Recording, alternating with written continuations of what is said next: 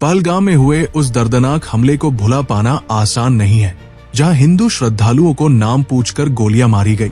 और इस घटना ने सिर्फ इंसानियत नहीं बल्कि पूरे देश की आत्मा को झकझोर दिया। लेकिन इससे भी ज्यादा चौंकाने वाली बात तब हुई जब एमीम प्रमुख असदुद्दीन ओवैसी, जो अक्सर जिन्ना की विरासत को आगे बढ़ाते दिखाई देते हैं, उन्होंने आतंकवाद और पाकिस्तान के खिलाफ इतना सख्त बयान दे दिया कि कुछ लोग तो उन्हें देशभक्ति का प्रतीक मानने लगे। और सवाल ये है कि जो आदमी भारत की संसद में खड़े होकर जय फिलिस्तीन के नारे लगाता हो, जो धारा 370 को हटाने का कट्टर विरोधी रहा हो, जिसने कभी कश्मीर में आतंकवाद को शांति आंदोलन बताया हो, वही ओवैसी अचानक से पाकिस्तान मुर्दाबाद चिल्ला रहे हो, तो क्या ये कोई चमत्कारी परिवर्तन है या फिर ये भी किसी गहरी राजनीतिक चाल का हिस्सा है? हमला होने के बाद ओवैसी पहले मुस्लिम नेता थे जिन्होंने सार्वजनिक रूप से ये स्वीकार किया कि आतंकवादियों ने धर्म पूछकर गोली मारी, जबकि उसी समय पर देश के तथाकथित सेक्युलर हिंदू नेता जैसे राहुल गांधी और अखिलेश यादव आतंकवादियों का मजहब न बताने की होड़ में लगे थे। यहाँ तक कि पाकिस्तान का नाम तक लेने से कतराने लगे थे, क्योंकि उन्हें अपना वोट बैंक नाराज नहीं करना था। वही ओवैसी मंच से ललकारते हुए कह रहे थे कि इन आतंकियों को सजा मिलनी चाहिए, अकाउंटेबिलिटी होनी चाहिए, और ये दहशतगर्द हमारे पड़ोसी मुल्क पाकिस्तान से आए हैं, घर में घुसकर बैठे हैं, घर में घुसकर मारना पड़ेगा, खत्म करना पड़ेगा। और ये वही पाकिस्तान है जो IMF से लोन की भीख मांग रहा है, $1 बिलियन की जुगाड़ कर रहा है ताकि उसका देश जिंदा रहे। और यहाँ हमारे जवानों को मारा जा रहा है, आम नागरिकों को टारगेट किया जा रहा है। अब वक्त आ गया है कि भारत की सरकार एक ऐसी कारगर कार्यवाही करे कि पाकिस्तान 100 बार सोचे भारत में फिर से घुसने से पहले।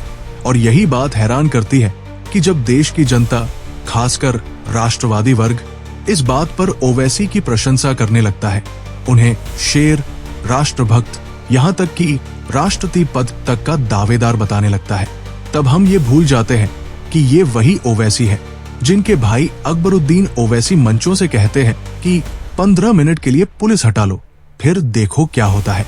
और असदुद्दीन ओवैसी ने कभी उन्हें इस बयान के लिए टोका नहीं, रोका नहीं और न ही उसका खंडन किया। क्या वाकई ऐसे लोगों के हृदय परिवर्तन को हम सच्चा मान सकते हैं, या ये सब अलग-कियात का हिस्सा है जिसमें मजहब के नाम पर झूठ बोलना जायज होता है जब बात इस्लाम की रक्षा या विस्तार की हो? जिस फिलिस्तीन को ओवैसी भारत में सपोर्ट करते हैं, उसी फिलिस्तीन के आतंकी संगठन हमास का हाथ पहलगाम हमले में सामने आता है। और यही वो क्षण है जब हमें ये सोचने की जरूरत है कि क्या ओवैसी सच में बदले हैं या बस माहौल के अनुसार अपना नकाब बदलते हैं। क्योंकि इतिहास गवाह है कि जब भारत का विभाजन हो रहा था, एमीम ने हैदराबाद को एक स्वतंत्र इस्लामिक राष्ट्र बनाने के लिए 2 लाख हिंदुओं का नरसंहार किया था। और आज उसी पार्टी के नेता हमें एहसान जताते हैं कि हम पाकिस्तान नहीं गए, हमने भारत को चुना। लेकिन इस चुनाव के पीछे कौन सा एजेंडा छुपा है, क्या हम वाकई समझ पा रहे हैं? ओवैसी बार बार कहते हैं कि मोदी और योगी हमेशा नहीं रहेंगे, और फिर कौन हिंदुओं को बचाएगा? ये वही धमकी भरे शब्द हैं जो मंचों से दिए गए और सोशल मीडिया पर जमकर वायरल हुए। लेकिन कुछ हिंदू इतने भावुक हो जाते हैं कि ओवैसी की पाकिस्तान विरोधी 1-2 बातें सुनकर उन्हें दूध से नहलाना शुरू कर देते हैं, उन्हें शहरहन बना देते हैं, जैसे कि उनका अतीत कभी था ही नहीं, जैसे उन्होंने वक्फ कानून को लेकर देश में दंगे भड़काने की कोशिश नहीं की थी, जैसे उन्होंने शाहीन बाग और CAA विरोध को हवा नहीं दी थी। और अब जबकि पहलगाम हमला हुआ तो अचानक वो देशभक्त बन गए। सवाल है, क्या ये बदलाव सच्चा है या सिर्फ रणनीति? क्या ये गजवाहिंद का हिस्सा है जिसमें एक दौर ऐसा आएगा जहां हिंदू खुद ऐसे लोगों का समर्थन करेंगे जो उनके खिलाफ ही रणनीति बना रहे हैं? ओवैसी जानते हैं कि फिलहाल उन्हें हिंदुओं का सपोर्ट भी चाहिए, और ये तभी संभव है जब वे खुद को सिस्टम के साथ खड़ा दिखाएं, ताकि जब असली मकसद सामने आए तब वो समाज के हर वर्ग में अपनी जगह बना चुके हों। और ये भी मत भूलिए कि जिन क्षेत्रों में मुस्लिम जनसंख्या 40 से 50% से ज्यादा हो गई है, वहां कांग्रेस और समाजवादी पार्टियों का सफाया हो चुका है। वहां सेकुलरिज्म की जगह सिर तन से जुदा के नारे लगते हैं, फिलिस्तीन जिंदाबाद के नारे लगते हैं, और वहां एमीम की पकड़ बढ़ती जा रही है। ये खतरा जितना धार्मिक है उससे कहीं ज्यादा रणनीतिक है। और यदि सच में ओवैसी का हृदय परिवर्तन हुआ है तो फिर उन्हें अपने उस अतीत से भी सार्वजनिक रूप से माफी मांगनी चाहिए जिसमें उन्होंने भारत को तोड़ा, बांटा और नफरत को जिंदा रखने का काम किया। अगर उनके पूर्वज पंडित तुलसीराम थे और वे निजाम के यहाँ नौकरी करते थे जैसा कि कुछ लोग कहते हैं, तो ओवैसी को चाहिए कि वे उस जड़ों की तरफ लौटें जहां से वो वास्तव में आए हैं, ताकि सच में देश को लगे कि ये परिवर्तन असली है, सिर्फ दिखावा नहीं।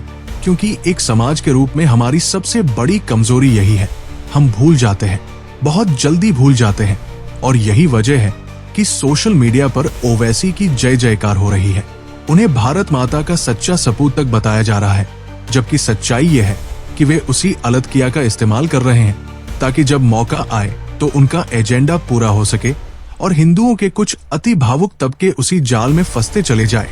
ये वही लोग हैं जो 2 दिन पहले जय श्री राम बोलते हैं और अब जय भीम, जय मीम के साथ खड़े हैं। और यही इस देश की सबसे बड़ी ट्रेजेडी है, हमारी स्मृति शक्ति। इस हमले के 3 दिन पहले ही इंटेलिजेंस रिपोर्ट सरकार को भेजी गई थी। मोदी जी ने उसी के चलते कश्मीर यात्रा रद्द कर दी। इसका मतलब ये है कि सरकार को जानकारी थी, मगर फिर भी आम नागरिकों को सुरक्षा नहीं मिल पाई। सवाल यहाँ सरकार से भी है, लेकिन बड़ा सवाल ये है कि क्या ओवैसी जैसे लोगों पर अब यकीन किया जाए? क्या सच में वो बदले हैं या सिर्फ प्रोजेक्ट ओवैसी की अगली कड़ी चल रही है? एक ऐसा प्रोजेक्ट जिसमें पहले कट्टरता दिखाई जाए, फिर अचानक राष्ट्रवाद का चोला पहना जाए ताकि दोनों पक्षों में घुसपैठ की जा सके। और अगर ऐसा नहीं है तो ओवैसी को चाहिए कि वे खुले मंच से अपने पुराने बयानों को गलत ठहराए, अपने भाई की भाषा पर अफसोस जताए, संसद में जय फिलिस्तीन कहने की गलती स्वीकारें, वक्फ कानून की आड़ में की गई हरकतों से तौबा करें और सबसे अहम भारत की एकता, संविधान और सेक्युलरिज्म को सिर्फ शब्दों में नहीं कर्मों में भी स्वीकारें। और तब जाकर शायद देश उन पर यकीन कर पाएगा। वरना अभी जो भी हो रहा है वो सिर्फ एक खतरनाक भ्रम है जो अगर समय रहते नहीं टूटा तो बहुत बड़ा नुकसान दे सकता है इंसानियत को, भारत को और हर उस विचारधारा को जो सच्चे दिल से अमन और एकता में यकीन रखती है।